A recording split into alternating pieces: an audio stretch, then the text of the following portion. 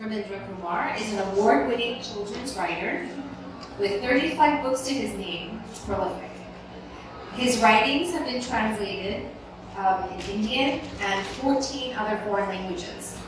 His work has been included in several anthologies and textbooks. He's a much sought-after inspirational speaker and storyteller, and is a regular at leading literature festivals, seminars, and workshops. Last year in December, he was honored by the Publishers and Writers of Sri Lanka for his contribution to literature. He's an engineer and an MBA holder, and works as the Chief of Communications at Rourkela Steel Plant in Odisha, India. Welcome. So I'd like to start by putting this question to our speakers on what techniques do you use when writing for children? Tell us a bit about the craft. Do you research about little kids? Do you interview them? Do you just write from the gut, from the heart? Ramendra, can we start with you? Yeah. Salam alaikum. Before I answer this question, let me tell you a small incident which took place in Delhi a few years back. I had around 10 to 15 years back, I had gone to attend a congress of children's writers. So there was this lady with a very impressive personality and equally impressive credentials who was telling the wannabe writers or the young writers that how they should develop the art and craft of writing. And she said that when you write for children, please go down to the level of children. So during the Q&A, I raised my hand. I was a completely non-pedigree writer. I'm still a non-pedigree writer. And she looked at me with a rather supercilious expression on her face. So I said, ma'am, I have an observation. She said, yeah, okay. So I said, ma'am, you got everything right, but the direction is wrong. You don't have to go down to the level of children. You have to rise to the level of children, because children are closest to God, and God lives there, not down here. The entire hall exploded with claps. You can also clap. So, and after that, she was running after me with her visiting card and all. So what I'm trying to tell you is that I'm talking about there is an art, there is a craft, there is also sense, there is also sensibility, there is also a consciousness, and there is also a conscience. I am against patronizing children, looking down on them. I'm a major in marketing, and for me, the customer is the king. The stakeholder is all important, and children are stakeholders. So please don't patronize them. That is the way I feel I write. That is my art, and that's my craft. Where are you when you're writing? I mean, are you at your desk? Are you in a garden? Do you do it in the morning? I mean, and you've got a demanding day job. I mean, where do you find the time? And so talk to us a little bit about the headspace and also about the physical aspects. Do you have to retreat and go somewhere? Do you like to sit with children or get their feedback when you have a draft? John? Yeah, this question really works for me because I have a full-time job, and it's a 24/7 job because I'm heading public relations in the Rourkela Steel Plant, which handles its own township. So if a ceiling fan falls in the auditorium, the managing director gets to be blamed, and I have to handle that. So in this chaos, how do I manage to write? I always believe, like John will agree, or everybody will agree, that for a writer there is no holiday, and we are always in the process of writing. For us, any time and every time is thinking time. And there have been occasions when I've thought of something, I could put it down on paper and stay with me for months and sometimes years. And whenever I got a chance, I penned the story exactly as the way I thought. If I can elaborate a little bit, for the readers, the technology has changed hugely. So now if we are not able to connect with the reader, because there are so many diversions, the cell phone is there, the internet is there, blah blah blah and all that. So as writers, we have to be extremely careful that we don't lose the connect. And now we have so much of competition with technology. Put it the other way around. Can you talk about how you try to focus on that? I basically believe that there are two aspects to a story. I might sound very old-fashioned. The first is it has to have a very high entertainment quotient. Otherwise, the child will simply switch off. The second thing is it has to have a value. It need not be didactic. It need not be preachy. It need need not be moralistic, but it has a tiny value tucked in somewhere, which leaves behind a feel-good flavor. According to me, that is the best kind of story I would like to write. Because in today's world, there is so much of despondency, there is depression, there is violence, and there is chaos and whatnot and all that. So when the reader finishes the story, he should have some feel-good factor to carry with him or her. Nice one.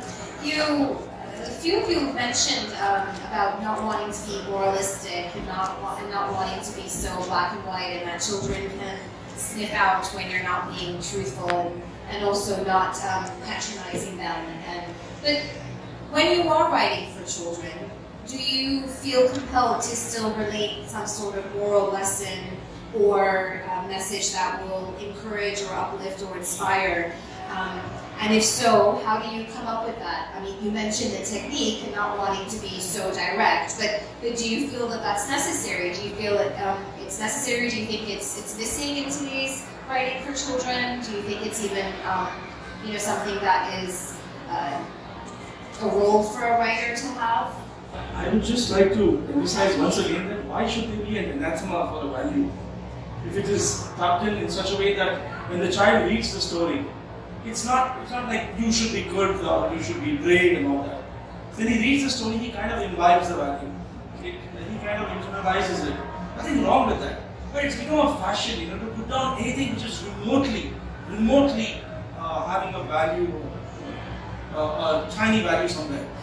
So that's what, and for me it has really worked because every story of mine has a feel-good factor, has a tiny value somewhere. In fact, this book of mine, it's about a giant who's turned into a small boy because he's very, he's very docile, he's very friendly and all that, and he cannot survive in a tribe of giants. So he goes to his village, goes to another village, becomes a boy, then a dacoit attacks that village, so he again becomes a giant. So the chief of the village says that you should fight him. So he says that no, I will not fight him. I'll fight without fighting. And using his brains, he battles with the child. Now, nowhere am I telling that violence is bad and this and that and all, but through the story that value is coming out and you really don't have, violence is not a solution at all. So it's not something that you've planned, it's just, it comes through in the story that you want to tell. Yeah, I think it comes through, and my inspiration has been my father, who's a professor, so who used to tell me stories of Indian myths and even contemporary Hindi writing and all, which did have these kind of values, so possibly I've kind of internalized it. So touching on that and the observations of children, I wanted to segue into discussing your experiences with children in schools, because I understand that as part of the great program with the Children's Reading Festival is that you're paired up with schools here and that you go out on visits. And I also know in your home countries you do visits as well and spend time with children in different forums. And so can you just tell us about what you observe, what feedback do you get about your writing, about what feedback do you get generally, and maybe do cross-cultural comparisons? I find that interesting and maybe for our audience as well. I've been conducting workshops in India and different parts of India. Also done some in Kenya, in Scandinavia, in Colombo. And what I find is that a good story is a good story is a good story. And children everywhere enjoy the same kind of stuff in the story. Fun and values and I love when the number is huge, Like some writers and storytellers would like 20, 30, 40, 100. My ideal is 400. Because the kind of energy I get, it's completely, absolutely, totally awesome. That energy flows to me and we sing, we dance. I'm a terrible, terrible singer and I'm a pretty good dancer. So in spite of that, I sing, I dance, I scream, I yell, and I can't tell you everywhere I've gone, even in India, I've interacted with children in the slums, children who are differently abled, children in the prison. But everywhere I found the same energy and the same connect with the stories. So I believe that children everywhere are the same. It's we guys who mess up things for them. And the greatest compliment I got was an 8-year-old girl coming to me after my session and telling me, "Uncle, this was the happiest day of my life." It's probably slightly confessional, but my wife, not as marvellous as yours, I might add, but don't tell her I said that, but my wife has always said that I am basically a big kid, and that I'm a big kid trying to be a grown-up and often failing. So my question to each of the panel is, your kid, the kid inside you, what is that kid like? Your kid. You're asking the kid inside me, what's he like? He's exactly like me. I've not grown up at all. If you can't imagine the kind of stuff I do, not in the office, I lose my job.